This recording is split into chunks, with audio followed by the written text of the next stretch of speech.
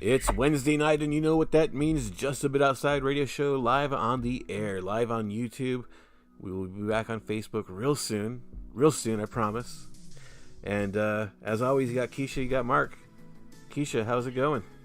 Hey, what's going on, you guys? What's going on? We fresh off of Halloween. I guess November 1st is the day of Halloween hangover.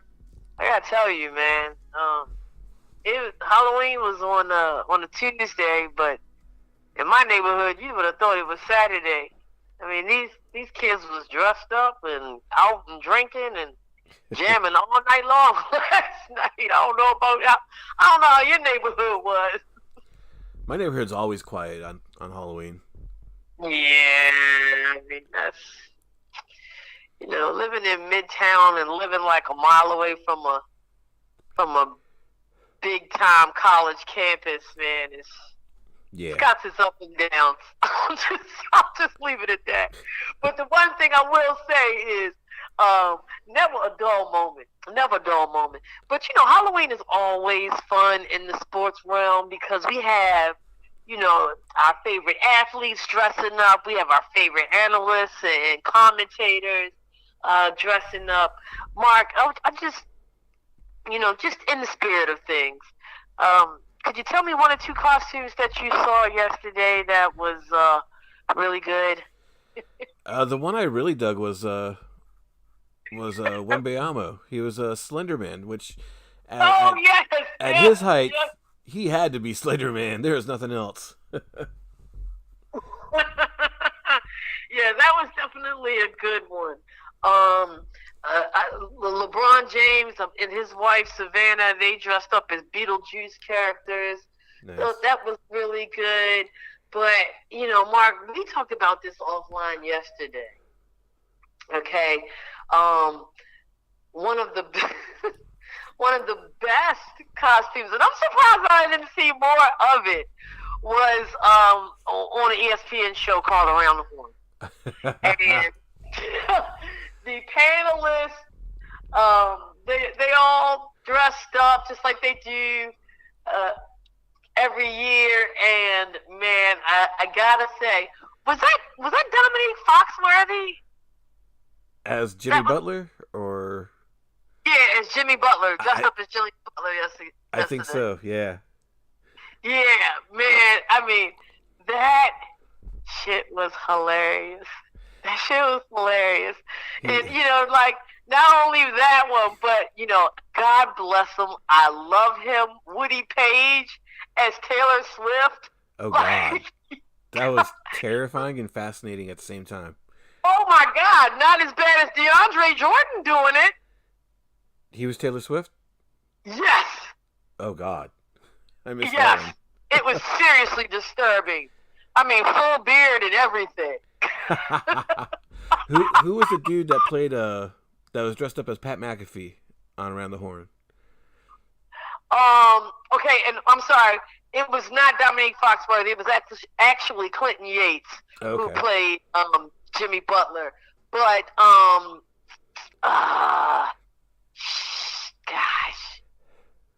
who played Pat McAfee? Oh, Sedano. God, what's the guy's first name? He had Pat's mannerisms and just the way he talked and everything down. It was crazy.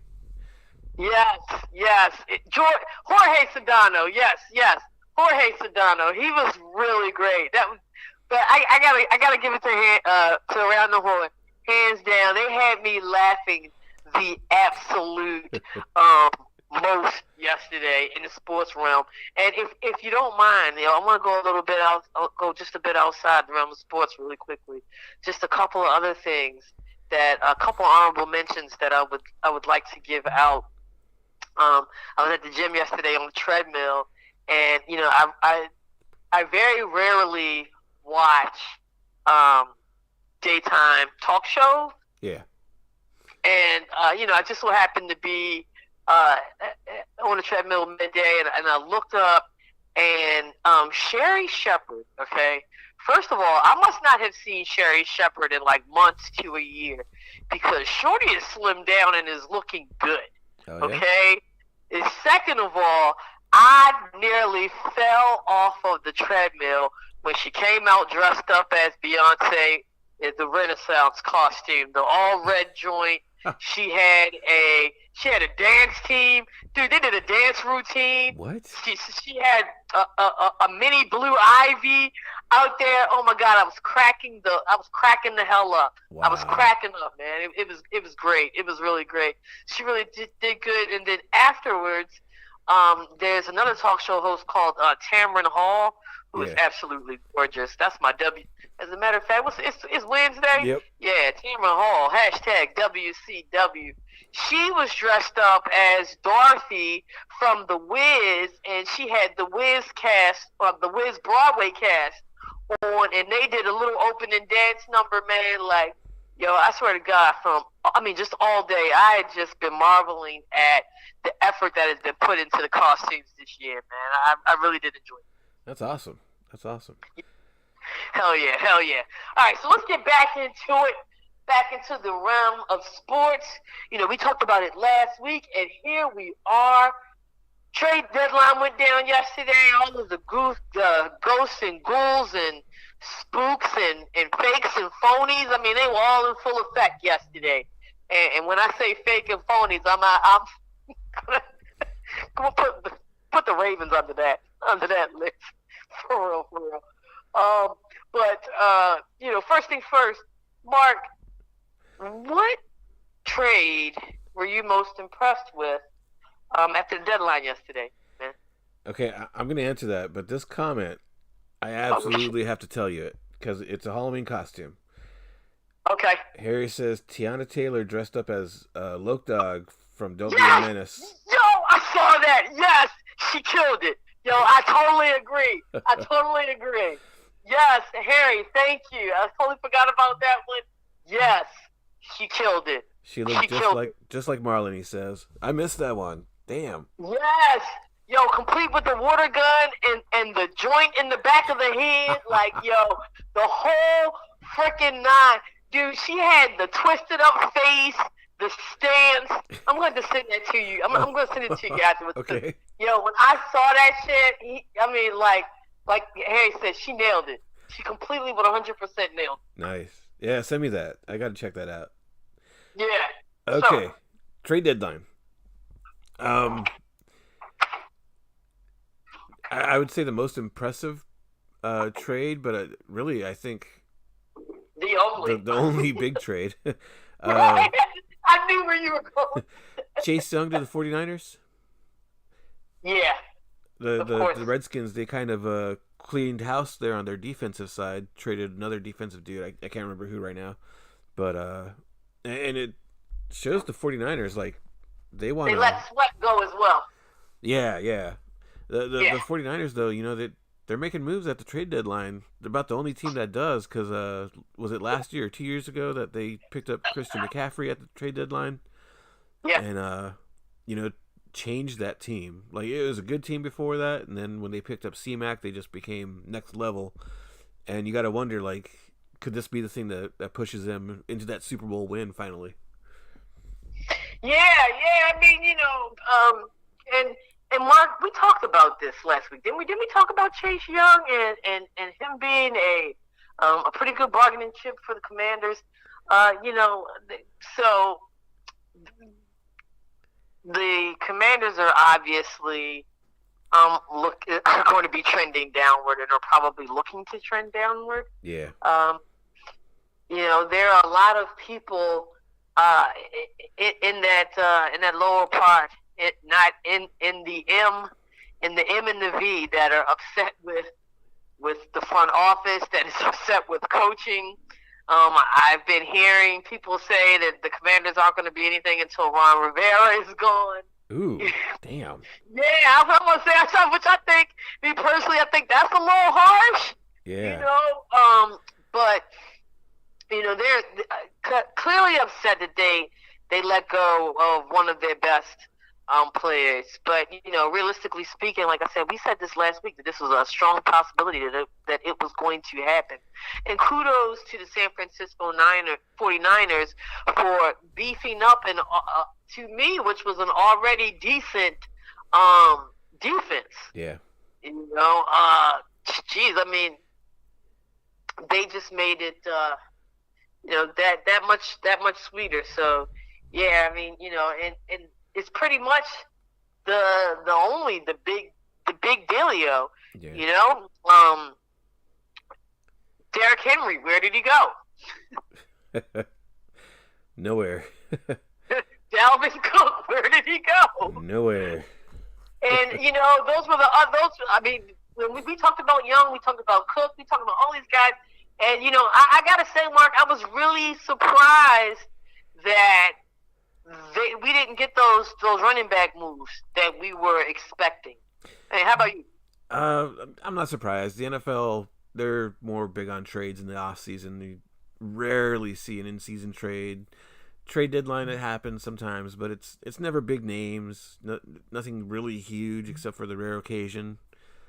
And I kind of felt bad for the panelists on like ESPN and FS1 because they were sitting there like talking about trades and waiting for the next one and this and that, and nothing's happening. And I mean, baseball, that happens all the time. Like everyone's expecting that same drama that happens with baseball, but football is just a whole different beast. Yeah, I just I was hoping for something big, but I heard on Derrick Henry that the Titans weren't going to go lower than a 2, I believe, and definitely wanted a 1, and no one was going to give that up. So. Okay, so we were talking about speaking of both backs, we kind of linked them up with the Ravens last week. Turns out that the Ravens didn't make any moves at all. What does that tell you about the state of the Ravens, Mark? Okay, it's interesting that you asked this question now because Harry dropped a bomb in the chat, and I don't know if you've heard this because I definitely have not. Word on the street is that the Ravens actually had a deal done with the Titans for Derrick Henry, and their owner vetoed it at the last second. Okay, I did hear that, but I didn't hear the ownership part. Really? I did hear that there was, that they had something ready to go, but for some reason, it wasn't executed. I imagine that we're going to hear more about that tomorrow.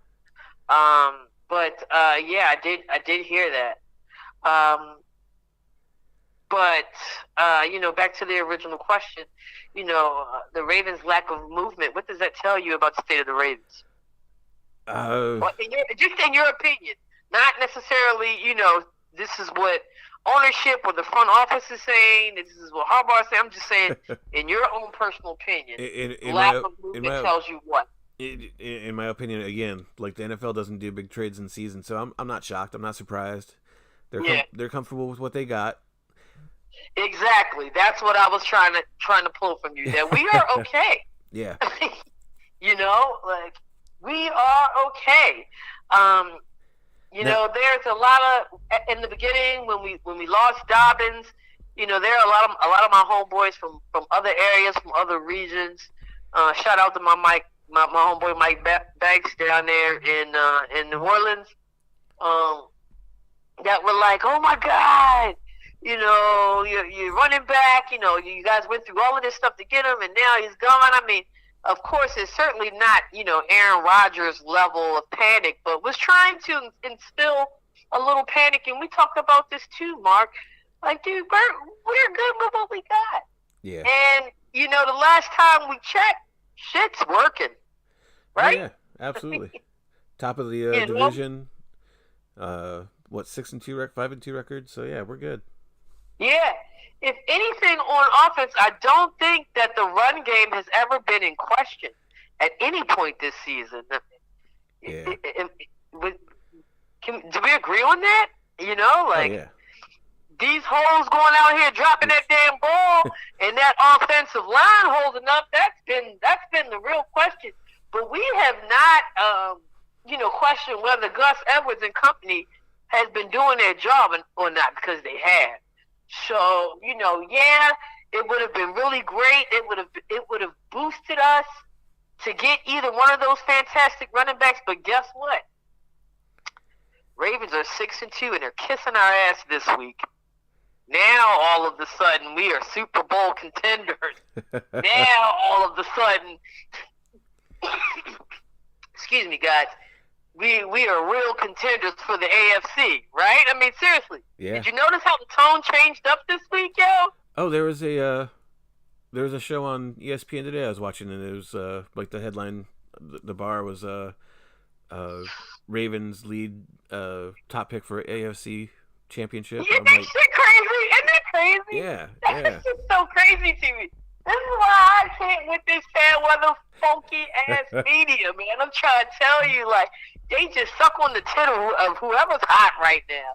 Because let me tell you, and when we lost that game to the what's our rivals? Can't even think of them right. Pittsburgh Steelers.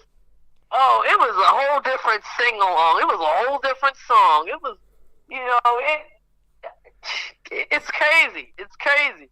Now, granted, I know we on this show we have, and we probably will continue to throughout the rest of this season, stay on top of the offensive coordinator, stay on top of, this offensive plan because, that's the focal point. We already, year in and year out, season in, season out, defense is there.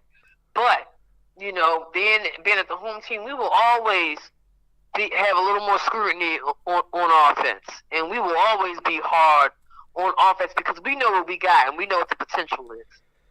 No. But go ahead. I did read a rumor just before we went on the air that the Ravens actually could still make an impact on free agency. And I don't know if you've heard this. Very interesting news. Okay. So as we all know, the Raiders got smart and they fired Josh McDaniels and they fired their GM. Yeah. And there's a rumor, like some talk is going around that the GM had deals in place for several players, including Devontae Adams. And he just ghosted teams at the trade deadline, and he possibly knew that he was getting fired, so he was just like, oh well, I'm not making any moves for this team now. One more F you to the man. And wouldn't it be amazing if the rumor that I read was EDC already has his eye on Max Crosby. Ooh. That'd be a huge pickup. Yeah, that'd be a nice pickup. Yeah. I'd welcome that. I mean, again, it's all rumor and speculation, but that'd be huge. Yeah. All in all, pretty dry trade deadline, I'd say, right? Yeah. Oh, yeah. All right, so sticking to the home team, man, let's do a quick look ahead to the game versus the Seattle Seahawks. That's a home game. Seattle Seahawks have been enjoying some success this season behind Pete Carroll. Oh, God. And Geno Smith. He's a nice guy. Come on.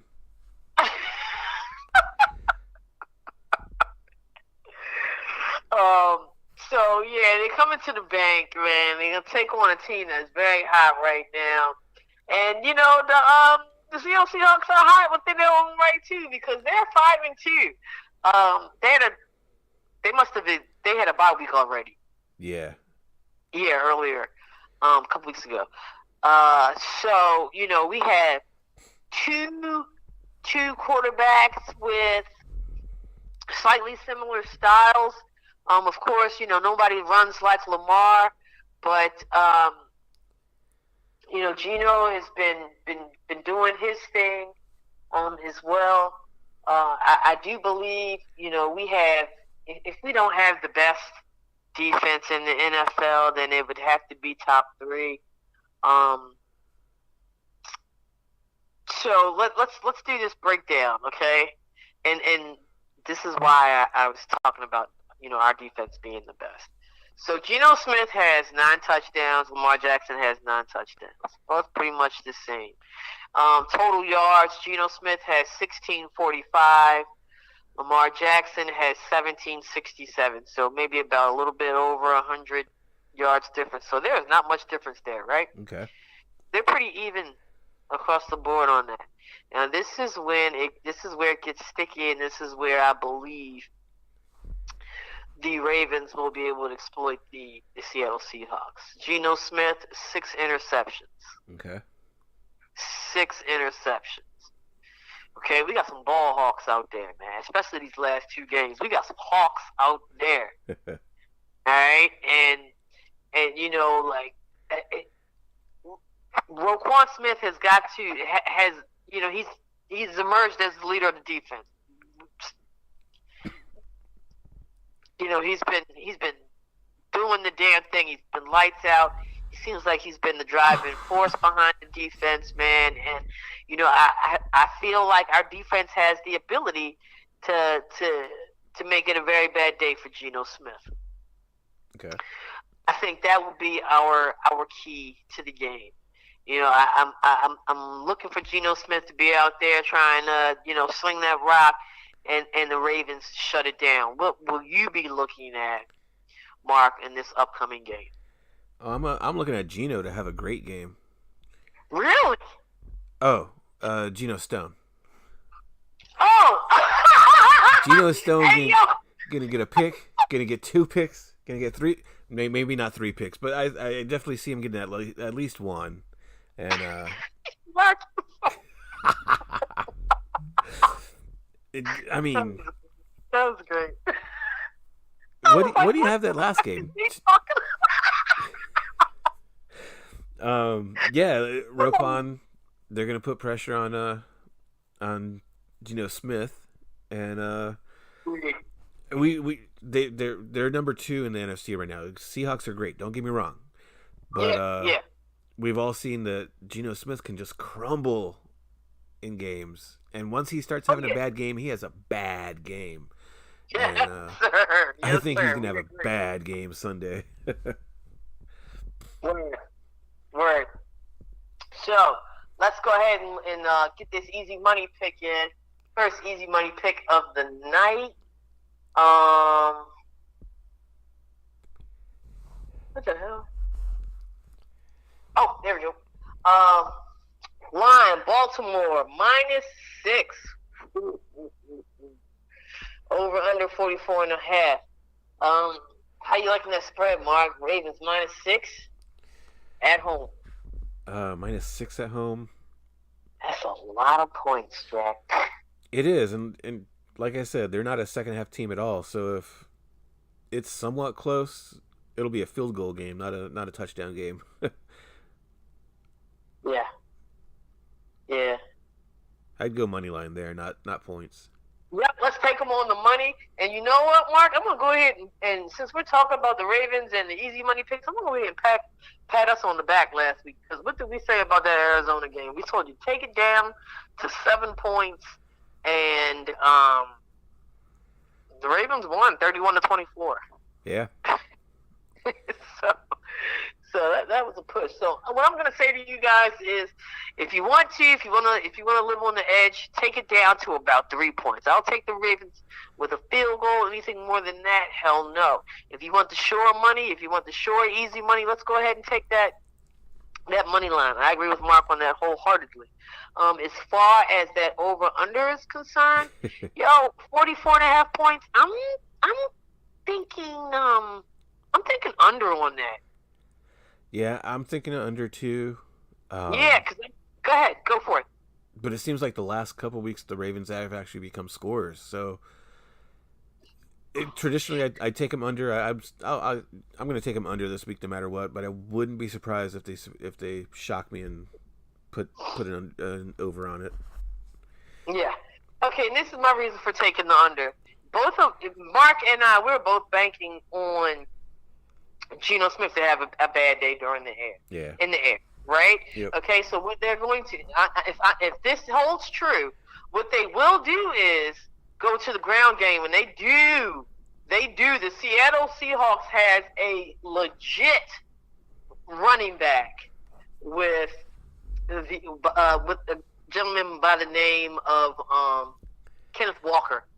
He's on my fantasy team, man. He's a dog. He eats it up. You know, he has all the ability to to have a fantastic season. And you know, this dude is a rookie. So what I'm betting on is for the Seattle Seahawks to turn to the run game for the bulk of their offense.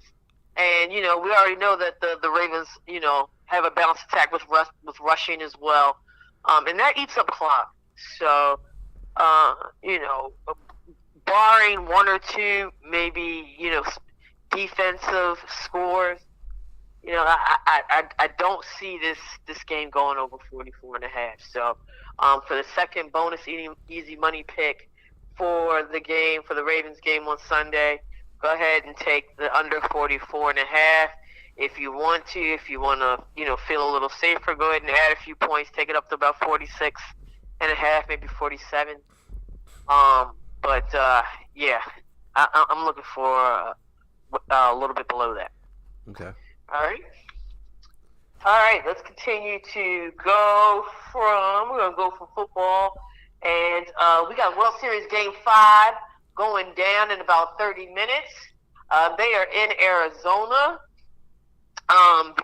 The Texas Rangers took a commanding lead of the series with a very convincing win yesterday. It's so crazy because game 1 and 2, Mark, we were texting each other back and forth like, man, this is so amazing. This is so great. Yeah. And, you know, Texas Rangers start doing Texas Ranger shit, man.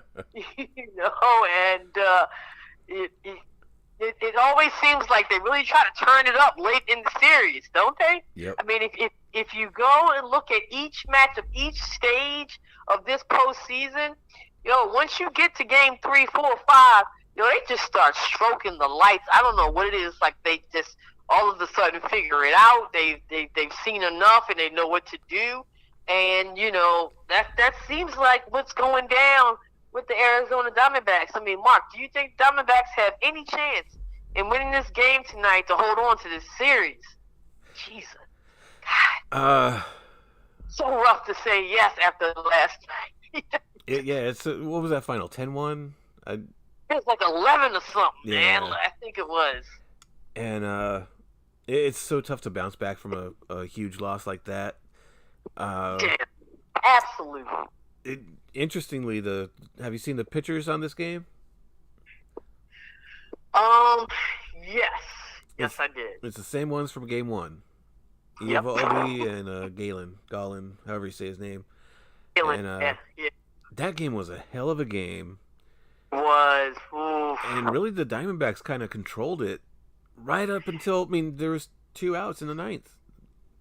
One pitch away from winning that first game. And, you know, I hope we get something on that level that's as good of a game as that first game. But it really lies in the bats and what those bats can do. And yeah, they were so stymied last night that I could see where that's just crushing to the spirit. And we all know baseball is a game of emotion and momentum. Yeah.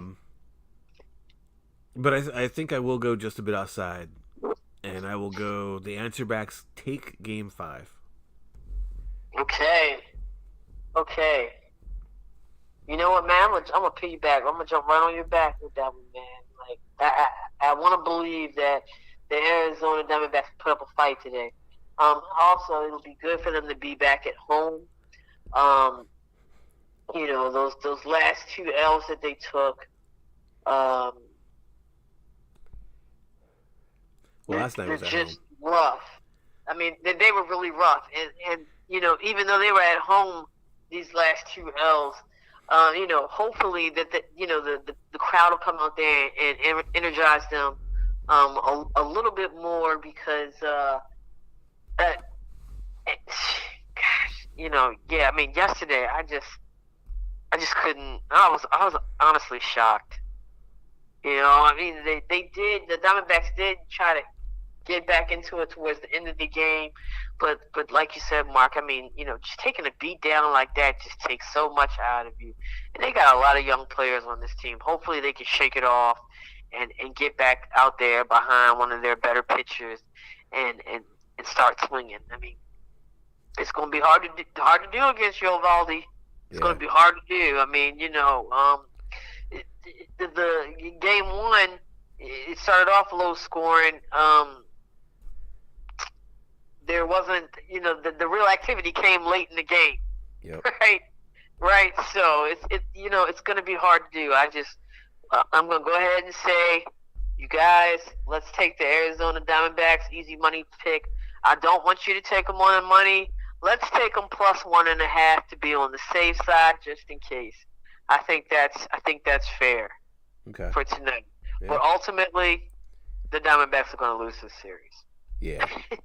They're not going to come back. I hate to say it, but they're not going to come back down 3-1 against these Rangers, man. I mean, they're just too high powered for the BS. Yep. All right. So, all right, really quickly, what we're going to do is, the NBA is in full effect tonight. We got a huge slate of games on, and I asked Mark to take a look at the matchups and to come up with one or two easy money picks tonight for our outsiders. So, Mark, who you got for easy money tonight on the NBA? First of all, there are a bunch of games tonight, and not a single one was easy to pick. It wasn't. Oh my God! I know. You got teams that are total trash and don't have a win yet, or teams that have one loss or no losses, and they're all playing against each other, and it's crazy. Yep. But let me cut you off right now. Do not say it's a bunch of trap games too, and this is one of them. Do not say the Milwaukee Bucks. All right. No. No, I'm not going there. I'm not taking any points. I'm not taking any spreads. Nothing like that. It's straight money line. Okay. But I'm taking the Celtics over the Pacers. Okay, I like that. And I hate to say it, but those Hawks are going to take it against the Wizards. Yeah. Yep.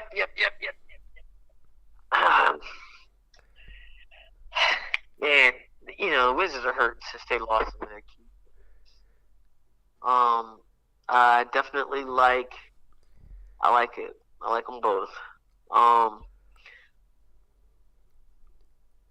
Yeah, like you said, man. I mean, I was totally ready to ride the Bucks' coattails against a 1-3 Raptors team, but they are completely getting their ass whipped right now to the tune of 31-16. There's still plenty left in the game.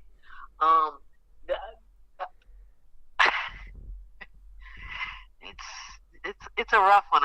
Of course, the Celtics. That is a good one. Okay, now I'm gonna get a little a little daring with a pick. Okay, so the 2022. 2023 World Champion Denver Nuggets. They are currently 4-0 right now. They are on the road with a Minnesota Timberwolves team that is 1-2. Last time I checked, the Denver Nuggets was 2.5-point favorites. You guys, I'm gonna go off cuff with this one. I don't know. I have a feeling. I would like for you guys. My easy money pick for the NBA tonight will be the Minnesota Timberwolves plus 2.5 against the Denver Nuggets. I don't know, we've been waiting on this championship hangover from the squad. We haven't seen it yet. I think it might come to fruition this evening. And the Minnesota Timberwolves team is a team that could possibly do it. I mean, they got some big men. They got Anthony Edwards, who did a lot of maturing this summer. We've talked about him with that FIBA World Basketball Classic thing. So that's the one I have circled. I also have another game circled between the Sacramento Kings and the Golden State Warriors. De'Aaron Fox is out tonight, coming off of one of the best performances in his career.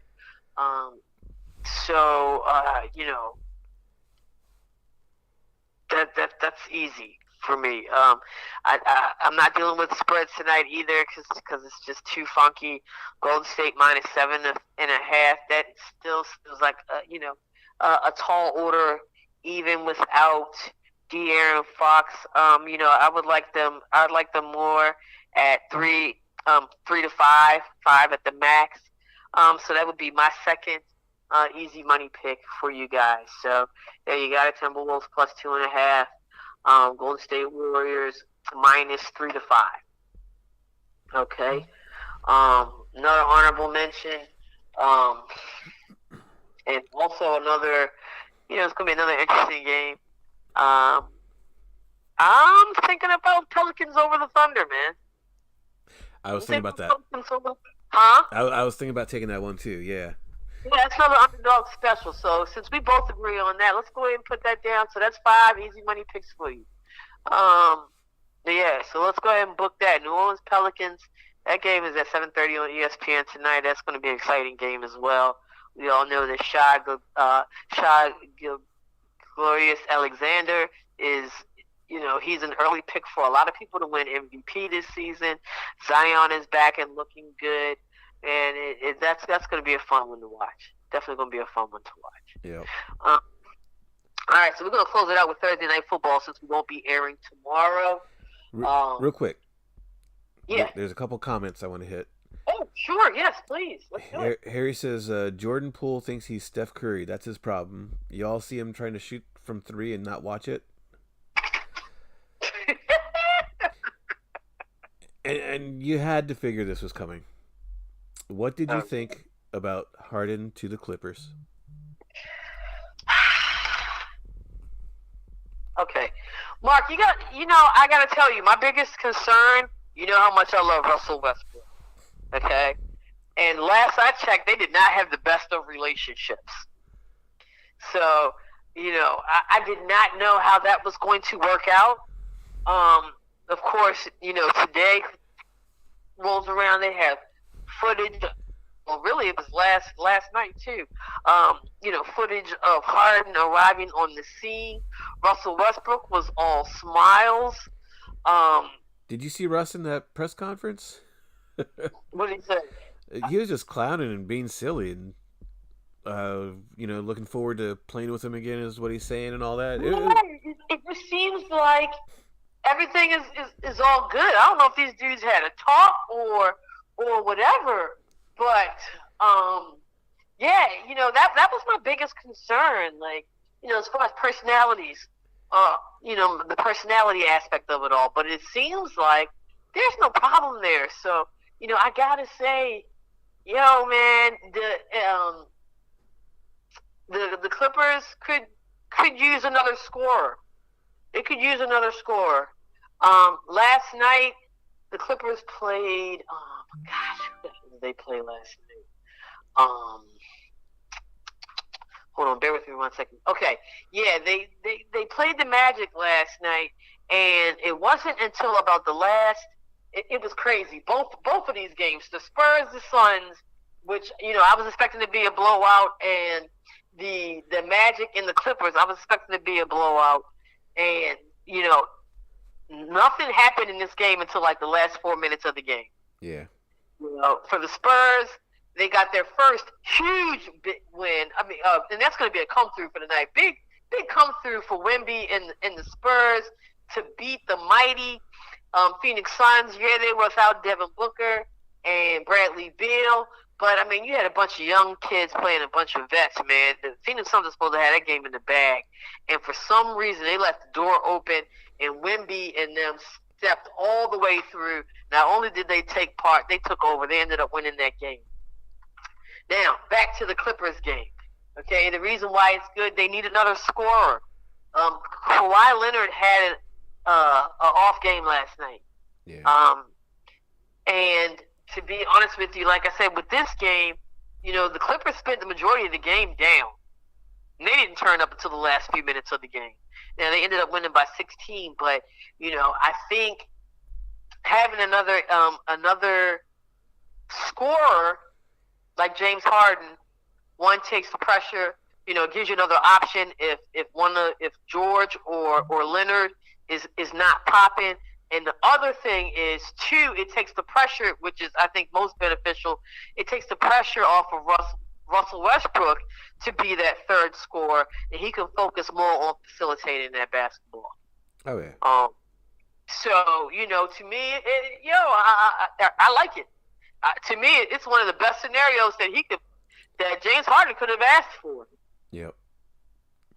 Like we said last week, he's been all over the place, not made the best impression. So, he gets another shot. Let's see how he does. Yeah. Yeah. Yeah, hell yeah. Okay. So, Thursday Night Football, let's do this really quickly. We have, who's playing tomorrow, man? The Steelers and the Titans in Pittsburgh. I was about to say, I was going to say, it's not a good game. Okay. Steelers and the Titans. Okay, we all know they still got King Henry. He's probably pissed the hell off right now. Ryan Tannehill is out. Let's deal with Pickett. Is Pickett playing? I don't even freaking know because he got his bell rung last week. I read that he's definitely playing, but okay. Yeah. I mean, he got his bell rung too, so. Yes, he got his ass tore up. No Minka Fitzpatrick. DeAndre Hopkins is questionable. Gosh, it's question marks all over this thing, man. I mean, in addition to it being a 50-50 game, what's our rule here? Just a bit outside on a 50-50 games. Who does it go to? The home team. You got it. So that's going to be my easy money pick for tomorrow. I don't know about you, dog. I think the X factor is the Titans quarterback Levi's, whatever his name is. Impressive debut. 4 TDs. But we all know it's easy to put one game up. Can you put 2 great games together? And everyone has a good game. Let's see how you do over time. So Steelers, I think, are going to be a test for them. And let's be 100% transparent here. The Pittsburgh Steelers are no Atlanta Falcons. Yeah. So he's going to be looking at some real defensive schemes, some real people that have experience at confusing quarterbacks, and making rookies look very rookie-ish. Yep. So I totally agree with you on that. He did have a great game last week, but I'm looking for a tough day this Sunday against Pittsburgh Steelers in Pittsburgh too. But hell, you're gonna get some hellified experience, boy. Is there any real world wrestling? Anything that you wanted to discuss before we sign off for this evening? Let's see. WWE has their big Crown Jewel event in Saudi Arabia this Saturday. It's on Peacock. Starts at 1 o'clock in the afternoon, so early enough. That's always a big event. And then AEW tonight, their Dynamite show. Tony Khan has a major announcement, which he has a major announcement, seems like every other week. So we'll see if this can actually live up to the hype. Yeah. All right, cool. All right, is there anything else? You good? That's it. All right, guys. Well, you know how we end this show. Baltimore spread love, yo. Wash your hands, keep clean, share the link, share the love. Hope you enjoyed your Halloween holiday. Is there anything else? I don't know. Get ready for turkey time. All right. I'm Keisha. On the other end of the line is my favorite slice of pizza, Mark, and we are just a bit outside. Peace, peace.